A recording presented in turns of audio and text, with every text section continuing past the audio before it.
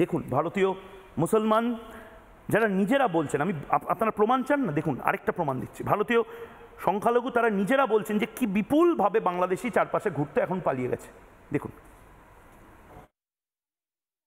দু একজনের বক্তব্যে উঠে আসছে যেমনটা যে বাংলাদেশ থেকে কয়েকজন এসেছিল এবং গত কয়েকদিনের মধ্যে, গত 10 থেকে 20 দিনের মধ্যে তারা আস্তে আস্তে এই জায়গা ছেড়ে তারা আস্তে আস্তে পালিয়ে যাচ্ছেন। এখানে অনেকেই যাচ্ছে, সব হ্যাঁ চলে যাচ্ছে সব। কেন চলে যাচ্ছে? এই যে সব হচ্ছে সব আছে, সবই প্রায় অন্য দেশের লোক এখানে সব। তারা এবার এসআইআর এর জন্য তারা চলে যাচ্ছে সব।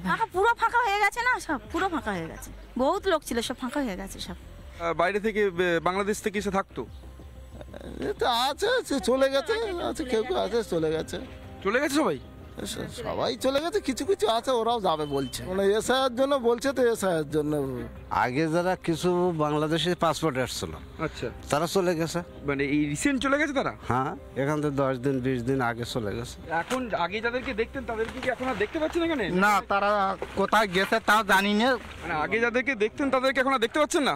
না, অন্তত 95 থেকে বেশিরভাগ 95% বা তারও বেশি বাংলাদেশি যারা এখানে থাকতো এই এলাকাতে, তারা কিন্তু ইতিমধ্যে এই এলাকা ছেড়ে দিয়েছে। এসআইআর পদ্ধতি চালু হওয়ার পর থেকে কিন্তু আস্তে আস্তে এই এলাকা ছেড়ে তারা কিন্তু চলে গিয়েছে। ভিডিও জার্নালিস্ট পিনাকি নন্দের সঙ্গে সুখেন্দু সরকার, Republic Bangla, new town.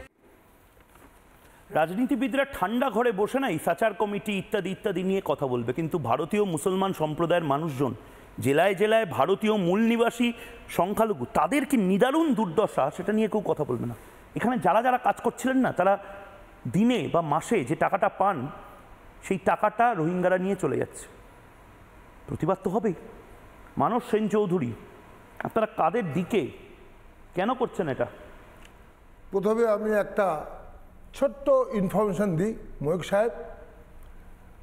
Treta যুগে আদিকবি বাল্মীকি ভগবান শ্রী রামচন্দ্রের জন্মের আগে রামায়ণ রচনা করেছিলেন এবং তিনি যেটা লিখেছিলেন ভবিষ্যতে দেখা গিয়েছে ঠিক সেই ঘটনা ঘটেছিল।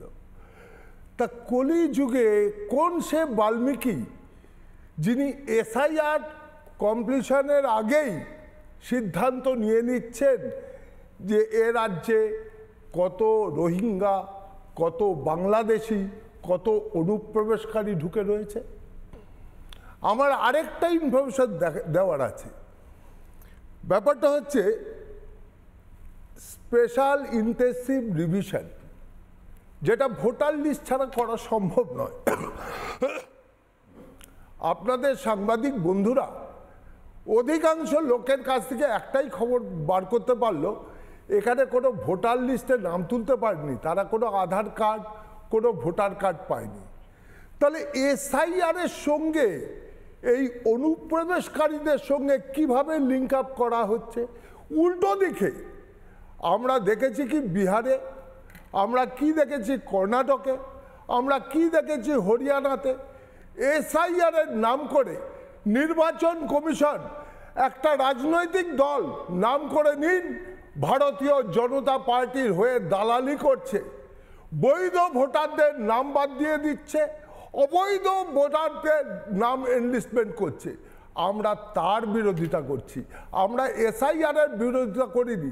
আচ্ছা বলুন তো, 2002 সালে যখন এসআইআর হয়েছিল তখন আমরা তো বুঝতে পেরেছি যে এসআইআর হচ্ছে, স্পেশাল ইন্টেন্সিভ রিভিশন হচ্ছে, কেউ বুঝতে পারেনি। কেন পারেনি? ঠিক, কারণ স্বচ্ছতা ছিল। আমার তো মাঝে মধ্যে মনে হয় আপনারা বলবেন যে না আমরা এনআরসিরও বিরোধিতা করি না, কিন্তু দারুণ বর্তমানে কোনো স্বচ্ছতা নেই, কোনো নিরপেক্ষতা নেই, অগণতান্ত্রিকভাবে, অসাংবিধানিকভাবে বৈধ ভোটারদের নাম কেটে দেওয়া হচ্ছে। একটা বাড়িতে ৭,৮৮১ জন ভোটার চলে আসছে, কোনো হাউস নাম্বার নেই, তাদেরকে মান্যতা দেওয়া হচ্ছে।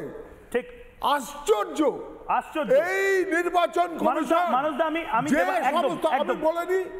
যে সমস্ত অভিযোগ আজকে নির্বাচন কমিশনের কাছে জমা পড়েছে, তার পুঙ্খানুপুঙ্খরূপে তদন্ত না করে নির্বাচন কমিশন রাজনৈতিক দলের করার কথা। নির্বাচন কমিশনও ওয়াটার টাইট নয়। আপনাদের যদি মনে হয় যে সামান্য 1% ম্যানুয়াল এররও থাকছে, আপনারা তো এটাই কাজ করবেন, এটাই তো চাই। প্লিজ শুধু রোহিঙ্গাদেরকে করবেন, রোহিঙ্গাদেরকে ভাগান দাদা, এই দায়িত্বটা আপনারা নিন। আমরা তো শুধুমাত্র দেখাবো। আমি তো অ্যাপ্রিশিয়েট করছি রোহিঙ্গাদের বিরুদ্ধে আপনারা এই স্ট্যান্ড পয়েন্টটা নিয়ে এবার ভারতীয় মুসলমানদের জন্য সমস্তটা দিন, সেটা নিয়ে পরে তর্ক হবে। রোহিঙ্গাদের ভাগান।